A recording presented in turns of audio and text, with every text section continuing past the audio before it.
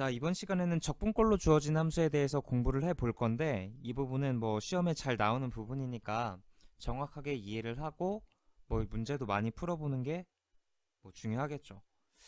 자, 그래서 이렇게 적분꼴로 주어진 함수는 크게 두 가지를 기억을 하면 되는데, 기억해야 될 첫 번째 경우는 이렇게 아래 끝이나 윗 끝에 변수가 오는 거. 지금 이 함수를 보면은 윗 끝에 변수가 오고 아래 끝에는 상수가 왔죠.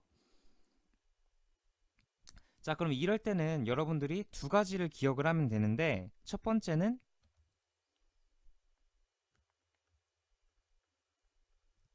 이런 걸 보면 미분을 해야겠다는 생각을 해야 돼. 자, 이런 꼴의 함수를 보면, 즉 이렇게 아래 끝과 윗 끝 중에 하나에 변수가 오고 상수가 오면 미분을 해야겠다는 생각을 해야 되고, 두 번째는 변수에 상수를 대입해야 된다는 뭐 생각을 해야 되는데,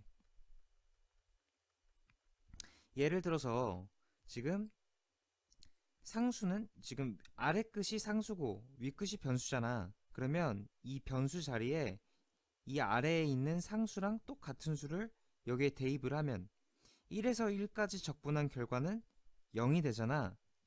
자, 그래서 일단 이런 걸 보면 뭐 상수를 대입해야 된다는 생각을 해야 되고, 상수를 대입하고 나면 이 왼쪽의 결과는 0이 되는 거지.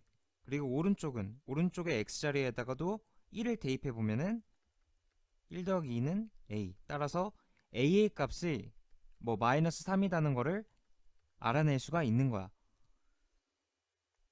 자, 그래서 두 번째는 상수를 대입해야 된다는 생각을 해야 되고, 첫 번째로는 미분을 해야 된다는 생각을 해야 되는데, 자, 이 식을 미분을 해 보면은 좌변은 fx고 우변은 3x제곱 플러스 4x가 되는 거지. 그래서 이렇게 fx를 알아낼 수가 있다라는 거야. 자, 그래서 정리를 해 보면은 이렇게 정적분으로 표현된 함수가 있을 때 윗끝과 아래끝에 변수 하나, 상수 하나가 들어갔을 때는 무조건 첫 번째로 미분을 해야 된다. 이 생각을 해야 되고, 두 번째는 상수를 대입하겠다. 이 생각을 해줘야 되는 거고. 이게 첫 번째 경우.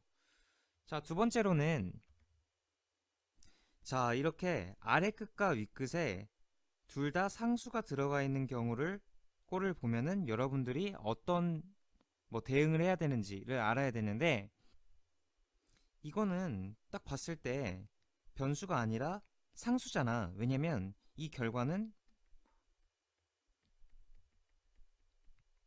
뭐 이렇게 계산된 뭐 어떤 숫자가 될 테니까. 근데 그 숫자가 뭔지 모르니까는 그냥 라지 C라고 놔.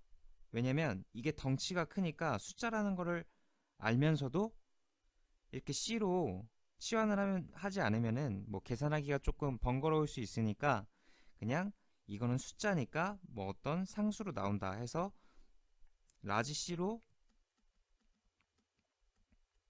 놓는다라는 거를 기억을 하면 돼. 자, 그러면 이런 경우는 어떻게 해야 되는지 한번 생각을 해보면, 뭐 이럴 때는 지금 전 수업 시간에도 잠깐 언급을 했었지만은, 지금 요거는 이 정적분은 적분 변수가 t지, x는 적분 변수가 아니잖아. 그래서 적분 변수가 아닌 거는 이 인티그럴 밖으로 뺄 수가 있어. 그러니까 적분 변수가 아니니까 그냥 상수로 취급하겠다는 소리니까 밖으로 이렇게 뺄 수가 있잖아. 자, 그러면 이거를 다시 적어보면은 x 인티그럴 이렇게 쓸 수가 있겠지. 그 다음에 요만큼을 그냥 상수 c로 놓는다는 거야. 그래서 cx다라고 놓을 수 있다는 거지. 자, 그래서 요런 걸 보면 cx로 놓겠다라는 생각을 하면 된다는 거야. 자, 그러면 만약에 이렇게 정적분 형태로 주어진 뭐 함수가 있다고 생각을 해볼 때, 이 왼쪽에 있는 정적분에서 적분 병수는 t지. 근데 이건 x에 대한 식이잖아. 그러면 이 x에 대한 식은 상수 취급을 할 수가 있기 때문에 이 인티그럴 밖으로 이렇게 빼낼 수가 있다는 거야. 자, 그러면 다시 써보면, 이 상태에서 다시 써보면, 위의 식을 다시 써보면 2x-1 곱하기 1에서부터 x까지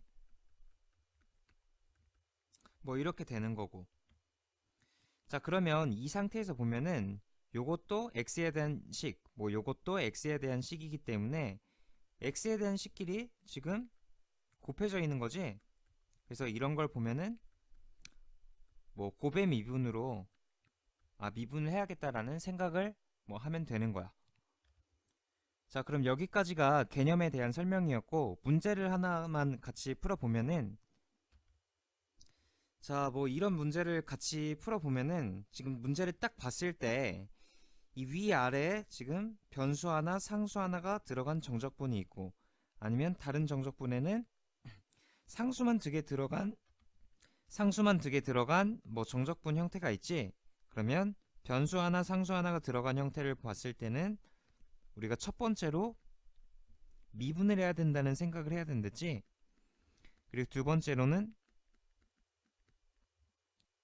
이 변수에 이 밑에 상수랑 똑같은 값을 넣어보라 그랬잖아.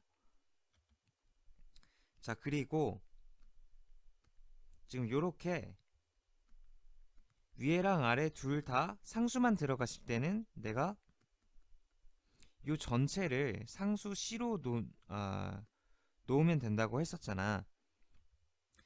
자, 그리고 추가적으로 지금 이 정적분을 봤을 때 이 정적분에서 적분 변수는 t지? 그럼 이 x는 적분 변수가 아니니까 인티그럴 밖으로 이렇게 빼면 된다 그랬잖아. 자, 그럼 이 상태에서 지금 x는 밖으로 나왔으니까 지워버리면 이 상태에서 요만큼을 c라고 놓으면 이거는 지금 c 곱하기 x로 표현할 수가 있는 거지.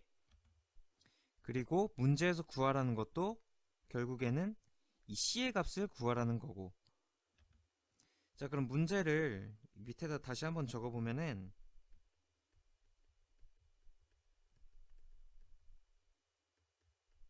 플러스 x제곱 플러스 cx라고 놓을 수가 있는 거잖아. 자, 그러면 우리가 이런 정적분의 형태를 봤을 때는 첫 번째로 미분을 해보면 된다 그랬지. 그래서 미분을 해보면은 fx가 마이너스 3x제곱 플러스 2x 플러스 c가 되는 거고, 이렇게 첫 번째로 미분을 해봤고, 두 번째로 내가 뭘 생각해보라 그랬냐면 이 12를 넣어보라 그랬잖아. 이 변수에 이 아래에 있는 상수랑 똑같은 수를 넣어보라 그랬지. 그럼 12부터 12까지 적분한 결과는 0이 되는 거고, 여기다가도 12 넣어보면 마이너스 12의 3승 플러스 12제곱 이렇게 되는 거니까 양변을 12로 나눠줘 보면 마이너스 144 플러스 12 플러스 c만 남지. 따라서 c는 뭐가 되지? 132가 되나? 132가 되는 거고. 그래서 문제에서 물어본 거는 결국에 c의 값을 물어본 거니까 답은 그냥 이 c의 값 그대로 적어주면 되는 거지. 132가 답이 되는 거고. 자, 그럼 여기까지 해서 적분꼴로 주어진 함수 강의를 마치도록 하겠습니다.